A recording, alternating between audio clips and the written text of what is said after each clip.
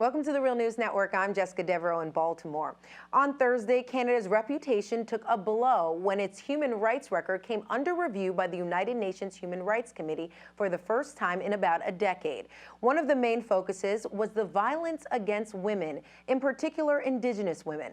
According to a 2014 report released by Canada's National Police Force, RCMP, 1,200 Aboriginal women have been murdered since the 1980s, and they are 4 times more likely to be killed than non-Indigenous women. Now joining us to understand the significance of this report is Christa Canoe. She's the Legal Advocacy Director at the Aboriginal Legal Services of Toronto. Thank you for joining us, Christa. Thank you for having me. So, Christa, for those hearing those statistics for the first time, it may be quite shocking, and we should note that the number may be much higher because of gaps in reporting.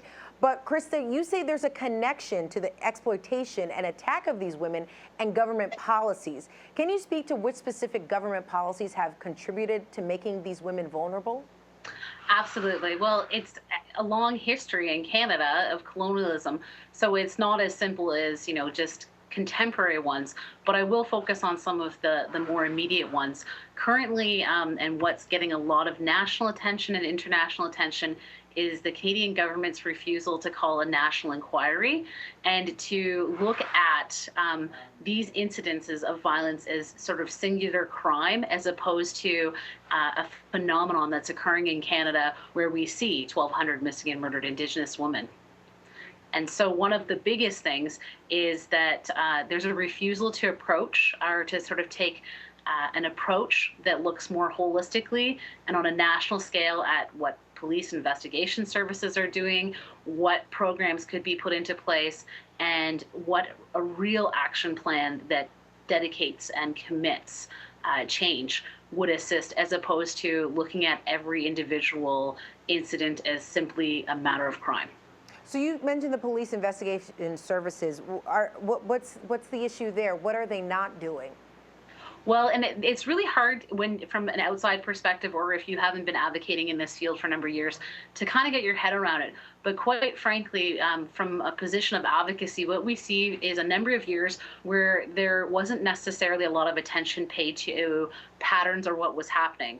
The worst case scenario, advocates argue that the police did very little. For example, when a woman's family would report a woman missing, often there wasn't an immediate response and there wasn't good communications. In Canada, there was a survey done amongst 112 of the families who have missing or murdered women, and the response was most of them were not satisfied with police response or police investigations. Okay, now let's get into some of the specifics about the UN report. I know you live and breathe this stuff, so there probably wasn't much that stood out to you. But for folks who are just getting to know this story now, what should be some things that they should pay attention to? Well, I think it's very positive that the committee actually has taken the time to articulate this as one of their concerns when looking at Canada's human rights record. Very often Canada is viewed as this, champion of human rights, and I think it surprises other countries and even people from Canada when a report comes out like this, and it sometimes is shocking or alarming when you hear numbers like 1,200 missing and murdered women. But what's important, particularly about the report, is that they do actually thread through some connections, not just on this issue, but how they tie to some of the other human rights concerns. And so internationally, Canada has been sort of called out on their inability to address this issue by organizations such as Amnesty International, nationally by a Legal Strategy Coalition. And so, this is not news. It's just that it's only recently getting coverage and media coverage or awareness.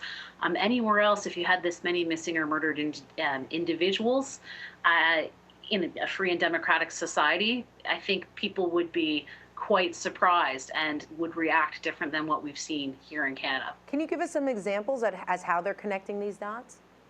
Certainly. Well, for example, there's been a large number of reports or research done, actually. And so our Prime Minister has said that this is not an issue that's high on his radar. So he spent a lot of rhetoric talking about how this is not really an issue of national importance, which obviously is contrary to the position advocates take, seeing as, Canada and First Nations and Indigenous people were the first people here in the country, and historically and systemically have been harmed in a lot of ways.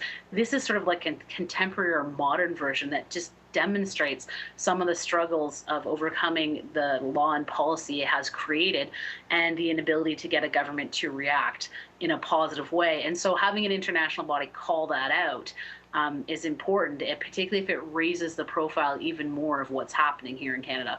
But with this reality, what's been the response of the community? I mean, they live this. Have they organized themselves to police themselves if they can't depend on the Canadian government? Well, and I wish it was that simple. Canada, much like the United States, is very large geographically.